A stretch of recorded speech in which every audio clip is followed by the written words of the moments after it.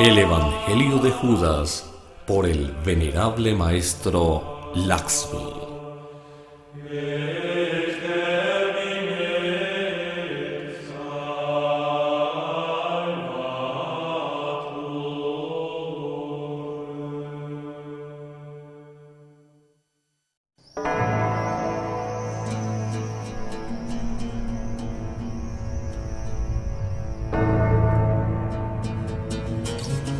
Entendiendo que todas las religiones son una sola, el principio Cristo jamás ha faltado en ninguna de ellas. Cristo es el mismo fuego que hace posible la existencia del universo en la aurora de cualquier creación.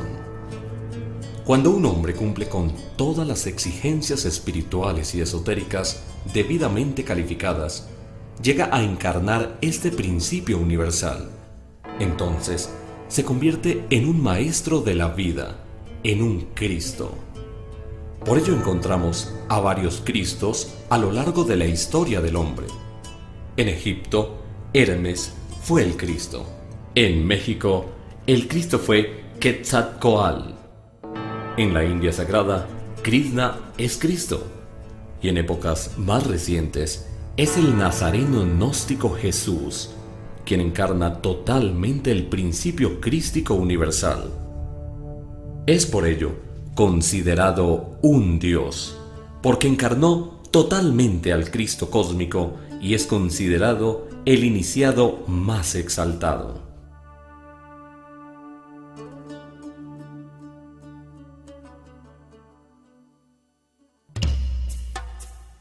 En aquel entonces, cuando Jesús el Cristo predicaba la caída de Jerusalén, conocía por voz de sus discípulos y de sus grandes amigos que a nivel de gobierno, en aquella población, se gestaba una persecución, cuyo propósito pretendía crear una mala atmósfera en el pueblo que desmintiera la imagen que de él se tenía como enviado o profeta, lo que peligrosamente podría llegar a su asesinato.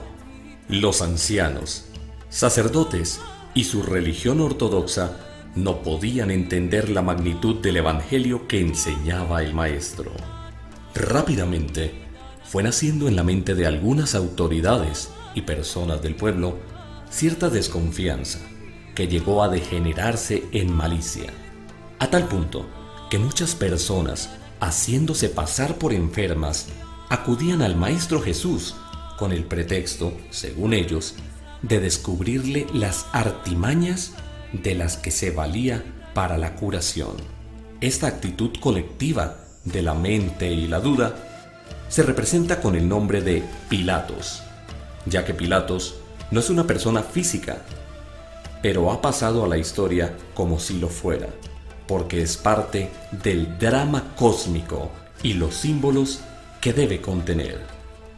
Igualmente ocurría que cuando algunos dirigentes del gobierno o los sacerdotes se dirigían con sus palabras hacia el pueblo, les advertían severamente para que se cuidaran de las enseñanzas entregadas por Jesús, de manera tal que cuando el maestro tocaba la puerta, le contestaban: «Aquí no puede entrar».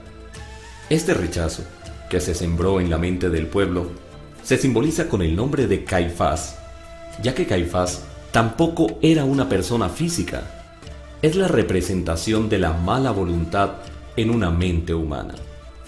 Como el pueblo consideraba estar ya salvo bajo las enseñanzas de Abraham e impulsados por el Pilatos y el Caifás de sus mentes, presionaban con reclamos permanentes ante las autoridades y sus gobernantes, argumentando que las prédicas de Jesús ponían en peligro al pueblo que ya era santo.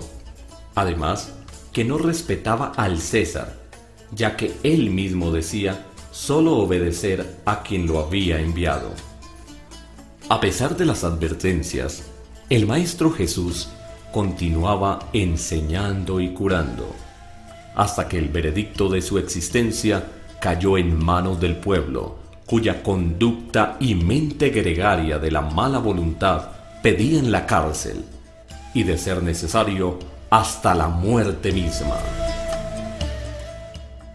Este Caifás, de la mente enardecida del pueblo, pasa a ser relatado simbólicamente en la Biblia hebrea bajo la figura del sacerdote Anás, enviando atado de manos a Jesús ante la presencia del sumo sacerdote Caifás.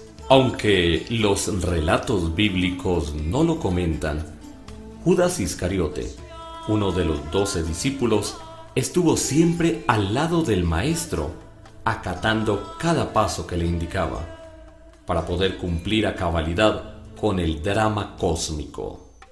De tal manera que tuvo amigos entre los sumos sacerdotes y gobernantes del pueblo, para que llegado el momento, éstos le llamaran, y le prometieron pagarle con 30 monedas de plata, siempre y cuando él les revelara los secretos de su maestro, a lo cual respondió: prefiero venderme yo y no vender a mi maestro.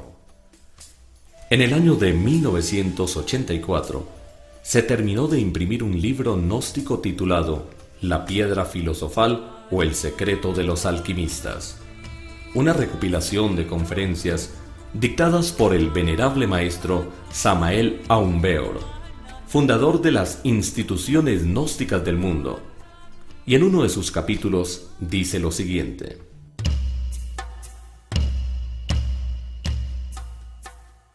Judas Iscariote realmente no quería el papel de Judas, él quería el papel de Pedro, pero Jesús preparó a Judas para el drama que tenía que representar y Judas lo representó a la maravilla. Pero Judas Iscariote jamás traicionó a Jesús. Tuvo que aprenderse de memoria todo lo que corresponde al Evangelio de Judas. Para comprender el Evangelio de Judas bien, hay que estudiar a Zacarías. Ahí se mencionan las 30 monedas de plata con que fue apreciado y despreciado, etcétera, etcétera. El dinero que se utilizó para comprar un terreno para los difuntos, etcétera, etcétera. Todo eso está. El tipo de moneda y todo eso está escrito en Zacarías. De manera que Judas tuvo que aprenderse todo eso, revisar las Sagradas Escrituras y hacer bien su papel. Pero él, que tenga algo de traidor, nada. Fue un papel que le enseñó Jesús y que él no quería además. De manera que el maestro Judas tiene un evangelio: la disolución del ego.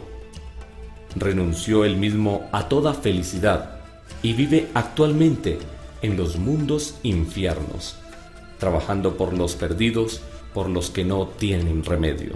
De manera que es el único que no ha recibido honores, que ha sido odiado, insultado y que sin embargo ama a la humanidad, puesto que se sacrificó por la humanidad y entregó hasta su misma vida sin una palabra de alabanza.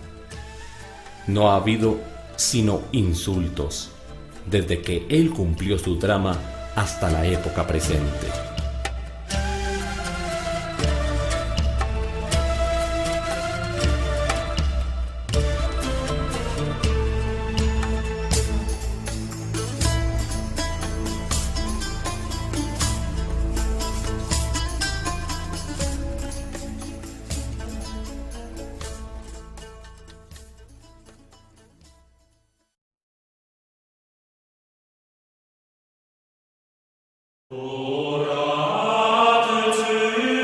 El Evangelio de Judas por el venerable maestro Laxmi.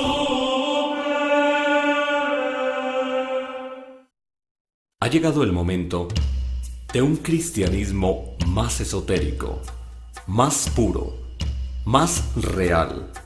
Ha llegado la hora de salir de la cuestión meramente histórica y pasar a la realidad de los hechos. La cruz misma del Calvario es hondamente significativa. Bien sabemos nosotros que el palus vertical dentro del ecteis formal hacen cruz. En otras palabras, enfatizaremos diciendo el lingam, yoni, correctamente conectados, forman cruz. Es con esa cruz que nosotros necesitamos avanzar hasta el Gólgota del Padre. Les invito a todos a entrar en el camino de la cristificación.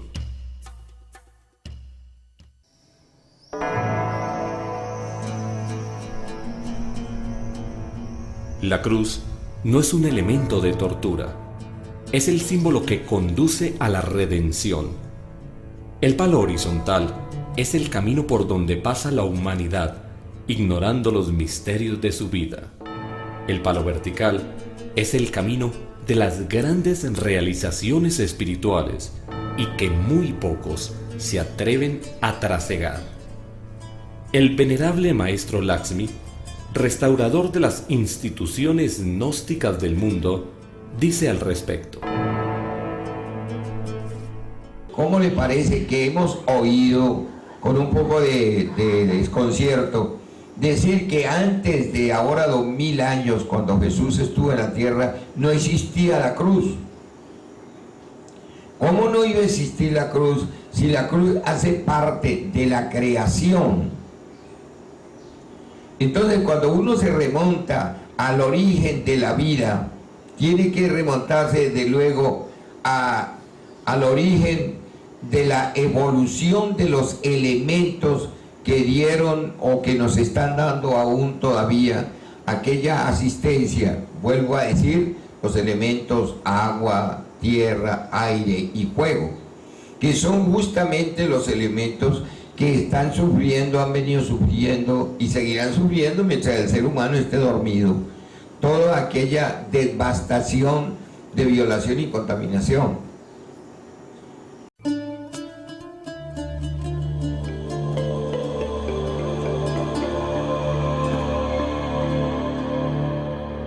Por el costado oriental de la ciudad de Jerusalén y frente a la misma, se eleva el Monte de los Olivos, lugar que frecuentaba Jesús con sus discípulos. El Monte de los Olivos es la sexta dimensión donde el espíritu purifica a la materia y lo divino predomina.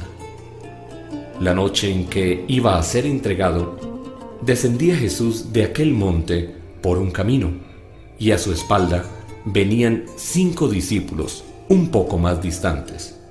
Cuando Jesús llegó justo al cruce de 2 caminos, le esperaba Judas Iscariote. Este cruce de caminos es la representación de la cruz, y Judas, en ese instante, representa el bien y el mal. Entendemos entonces que la cruz son 2 caminos que se encuentran en la vida de todo ser humano. Judas venía con un grupo de personas y todos ellos salieron al encuentro de Jesús, algunos pidiendo curación estando sanos y otros pidiendo entendimiento sin quererlo. Era el montaje de una coartada, ya que la sentencia del Caifás de la mente era que cuando lo volvieran a ver reunido, lo capturarían. Por lo tanto, las muchedumbres se lanzaron hacia él en gran desorden. Judas, dirigiéndose a Jesús, le dice: Maestro, estos te buscan. El maestro se detuvo en medio del cruce de los 2 caminos y dice: La estrella de mi Padre me alumbra y me dice que ha llegado mi momento. Judas se le acerca y le da un beso en la mejilla, y el maestro le dice: ¿Así, Judas maldito, entregas al Hijo del Hombre? Y con estas palabras establece la plena diferencia entre el Judas maldito y el Judas divino. El 14 de mayo de 1995 se escribe un libro titulado El Evangelio de Judas, cuyo autor, el venerable maestro Lakshmi, nos entrega las enseñanzas que Jesús el Cristo diera a la humanidad por medio de su discípulo Judas Iscariote. Este libro nos indica que la conciencia luminosa de la humanidad cayó lentamente en el oscurantismo, y el humano, al perder esta batalla, se vio en la obligación de crear sistemas de vida. Pero como su mente estaba ya en completa penumbra, estos mismos sistemas lo fueron condicionando y limitando, conduciéndolo a violentos enfrentamientos del hombre con el hombre y la triste creencia por los falsos dogmas que, aún cometiendo todo tipo de aberraciones, logrará la gloria después de la muerte. En el capítulo número 2 del libro El Evangelio de Judas del venerable maestro Lakshmi, se puede apreciar en el diálogo de Jesús y su discípulo Judas la gran preocupación del maestro sobre si la humanidad del futuro interpretaría correctamente los secretos. Capítulo 2. Continuando, el maestro dice a sus discípulos: ¿Qué creen ustedes que debemos hacer para que el mundo nos comprenda? Cada uno de ellos emitió su criterio. Judas replicó: Yo creo que el mundo poco a poco entenderá cuál es nuestro propósito. El maestro dijo: Judas, tú lo has dicho, pero dime, ¿cuál es nuestro propósito? Judas guardó silencio. El maestro volvió a interrogar: Judas Iscariote, ¿cuál es nuestro propósito? Judas, levantando la mirada, le dijo: Señor, pienso que nuestro propósito es enseñar a la gente a hacer la voluntad de quien le envió. El maestro, mirando las estancias que habían a su alrededor, dijo: Un rebaño de ovejas no obedece a su dueño porque sean de él, porque él las ha pagado con sus denarios. Obedecen a su pastor porque él se hace amigo de ellas, cuida de ellas, les da alimento y las defiende del lobo. Así vosotros deberéis tener vuestro rebaño, cuidar de él, defenderlo de los lobos. Mas comprendedme, Judas, ese rebaño no os pertenece, no lo habéis comprado, porque él pertenece a quien me envió. A ese rebaño debéis alimentarlo. El día que os propongáis dar alimento a vuestras ovejas, no llevéis en vuestra mano el látigo, llevad alimento.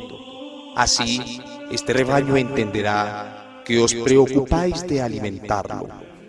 Mas cuando sepáis que cerca de vuestro rebaño anda el lobo, salid y llevad en vuestra mano el látigo para espantarlo de las ovejas. Y llevad espada para que os defendáis si fuese atacado.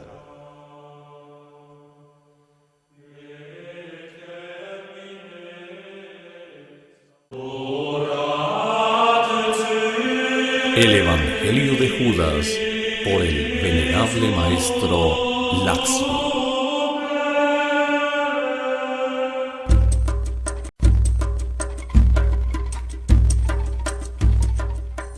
Una vez que el pueblo se amotinó alrededor de Jesús, mandaron a llamar a los soldados de Pilatos, y estos llegaron en medio del desorden y el bullicio, tomando preso al maestro. El Evangelio hebraico de San Juan narra que Simón Pedro desenvaina su espada y corta la oreja derecha de Malco, un siervo del príncipe de los sacerdotes. El Maestro Jesús recrimina a Pedro y extiende su mano, toca la oreja de Malco y le sana completamente. Para conocer el simbolismo de este pasaje, es importante comprender que la doctrina del Maestro Jesús, el Cristo, queda bajo el amparo de su propia iglesia y Simón Pedro es quien la representa. Por lo tanto, él es la enseñanza y la palabra misma de su Maestro. Y ya que el pueblo no escuchó ni recibió al Maestro, quedaron en el más completo oscurantismo. Pero estamos viviendo los tiempos donde el mismo Cristo sana la oreja de Malco, es decir, regresa y restaura su propia iglesia entre los hombres, quedando esto confirmado en el capítulo número 7 del Evangelio de Judas, donde el venerable maestro Lakshmi dice: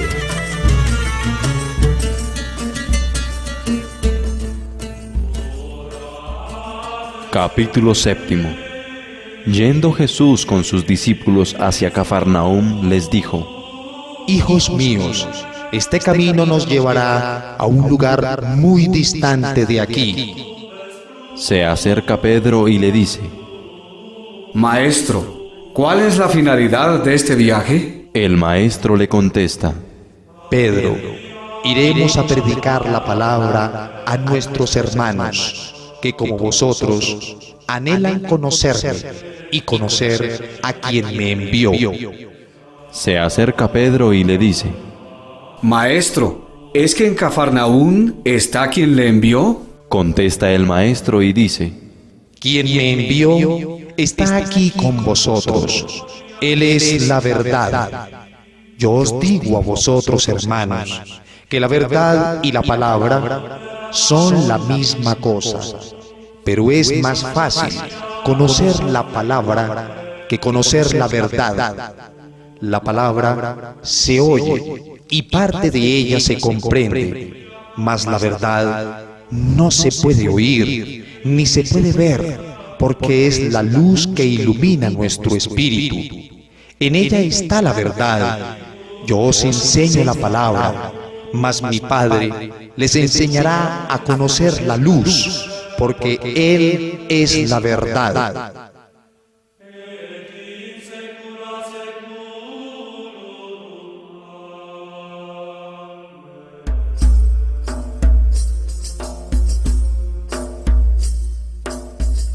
En el año 312 después de Cristo, Constantino el Grande asume la responsabilidad del trono romano y a la víspera de una gran batalla contra su rival, Magencio, temía por la supremacía de su ejército. Entonces, decide recurrir al Dios de los cristianos, cuya histórica petición de auxilio y protección se llevó a cabo en Puente Milvio, junto a los muros de la Gran Roma.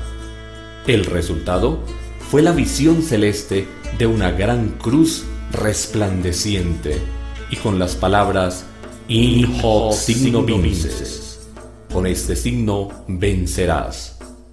Efectivamente, su batalla contra Magencio fue triunfante.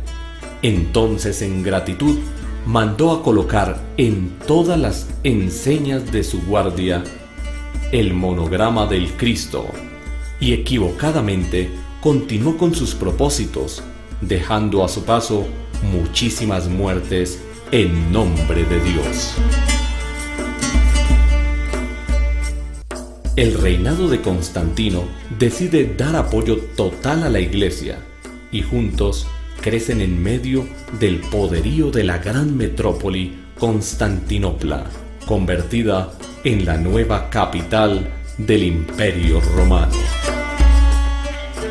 En el año 325, y en una antigua ciudad del Asia Menor llamada Nicea, se celebra el llamado Concilio de Nicea, cuyo objetivo era instituir las bases doctrinales de la Iglesia, en la cual tuvo participación Constantino.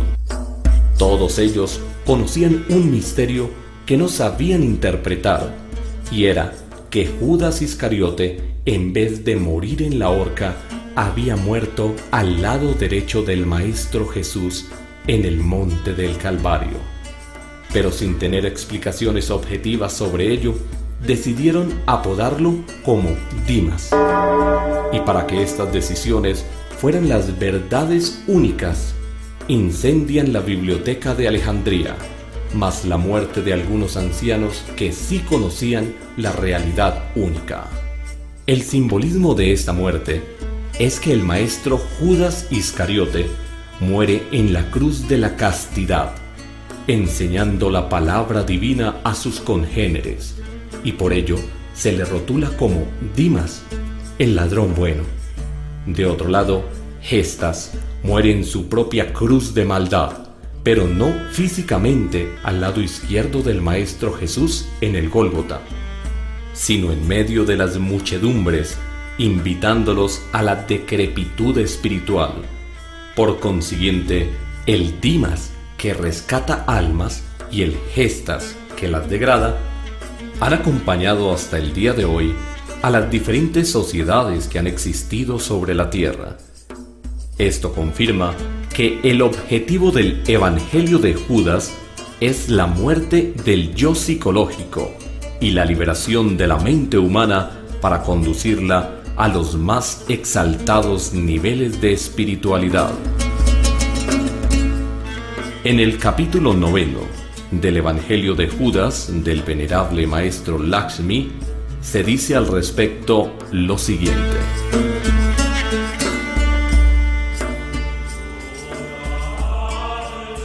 Regresó el maestro con sus discípulos a casa de Marta. Llegando allí los invitó a sentarse y empezó a hablarles y les dijo: Estamos complacidos de haber presenciado hoy un nacimiento. Es un acontecimiento que nos hace ver la gracia de mi Padre. Sin embargo, este nacimiento tiene que ver con este mundo de pecado. Le dice Judas: Maestro, sabemos que quien le envió es sin mancha y lo que él hace lo hace sin mancha. ¿Por qué nos dice que el nacimiento que acabamos de presenciar tiene que ver con la gracia de su Padre y se ha sucedido en este mundo de pecado y por el pecado? El maestro le dice: Judas, el pecado lo hizo por un proceso original, pero el pecado es muerte. Él no hubiera podido infundirle vida a esa criatura. Por la gracia de mi Padre tiene vida, aunque haya sido hecho de pecado.